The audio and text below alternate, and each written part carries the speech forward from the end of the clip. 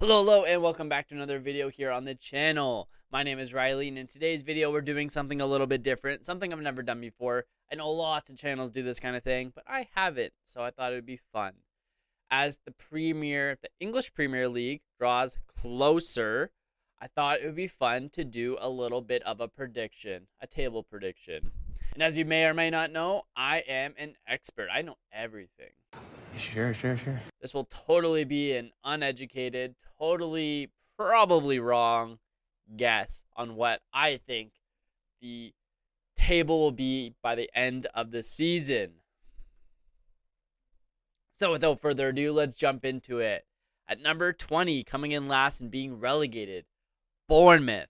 And honestly, the bottom three, I think position-wise, the order is kind of tough to guess, but I think Bournemouth just doesn't have the quality.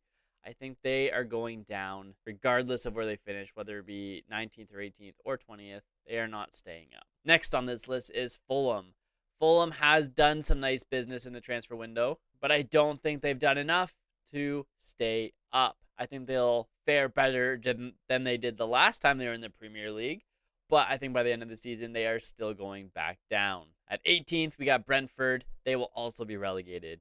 I know they had moments of brilliance last season, but I think overall, they haven't added to their squad enough quality, and losing the likes of Christian Eriksen will be significant. And I think this time they drop. The first team out of the relegation zone will be Nottingham Forest. I know there's a lot of speculation about how Nottingham Forest is going to do, but I think that because of the recruitment they've been able to do in this transfer window, they stay up.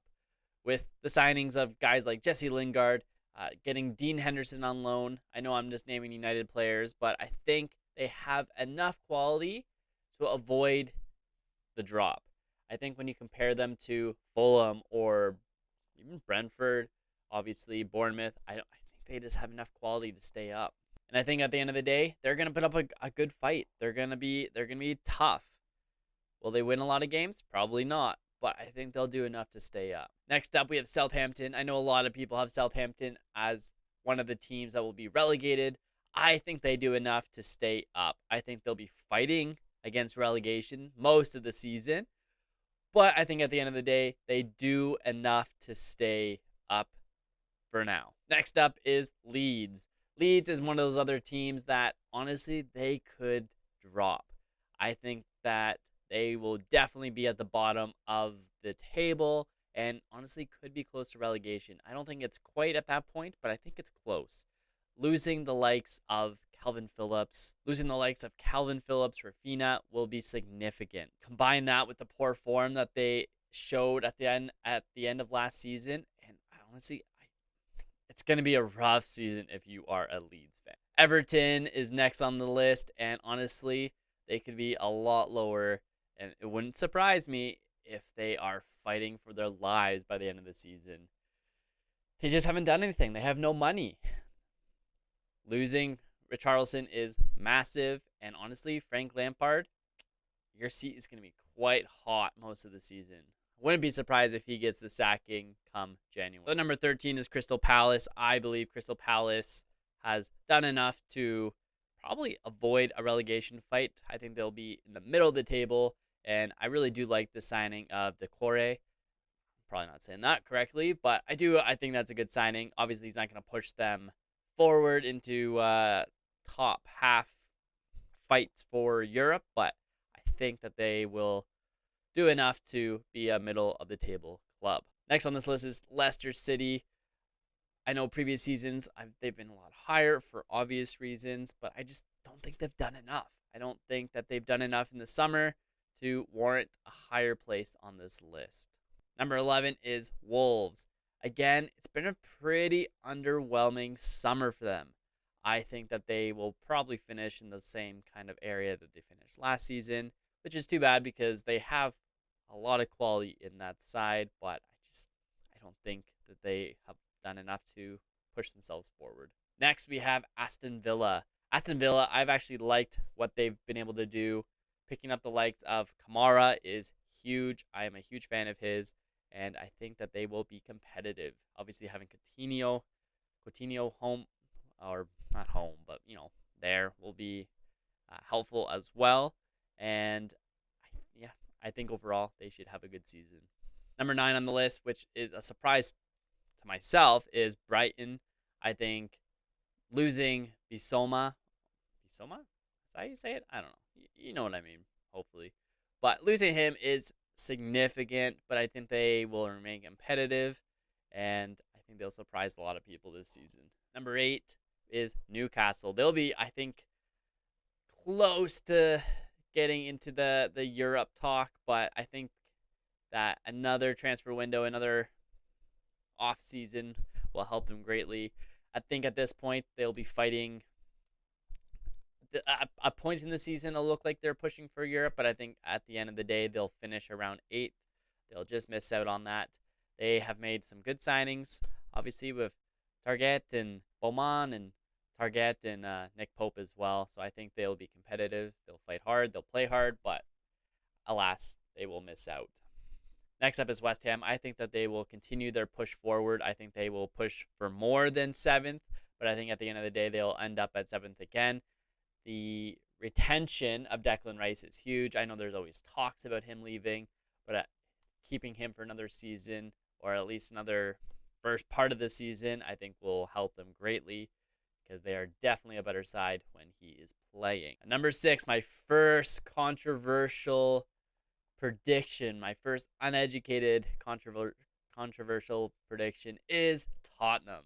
I know what you're saying. A lot of people have them going 3rd, pushing for 2nd even.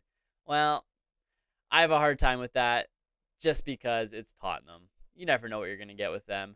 I think they have a lot of potential to push forward. I think the signings that they've made are okay for the most part. Richarlison is not a bad signing. But I don't know if it'll be enough to compete with the likes of Liverpool, for example, or Chelsea.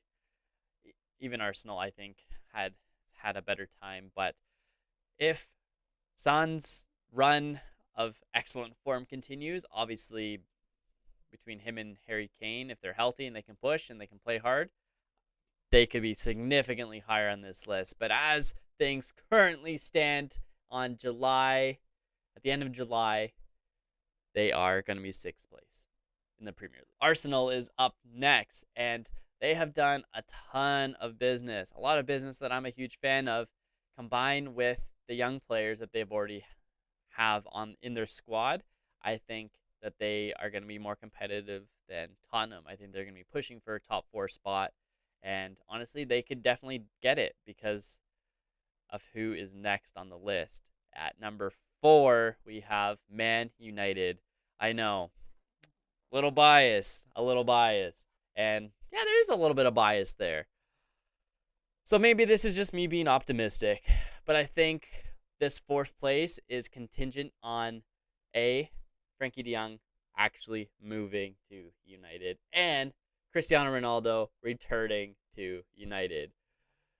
I think for the most part, their transfer window has been, it's been okay. They've made, like, Christian Eriksen, I think, is good depth there. They've lost a lot of quality, obviously, a lot of depth, but a lot of deadwood as well. No offense to people like Juan Mata or Matic, for example. I do like them as individuals and what they were previously, but they weren't doing a whole lot at this point in time, despite their high wages. So I think that if De Jong does come in and Ronaldo is still on the team, I think that they could push for top 4.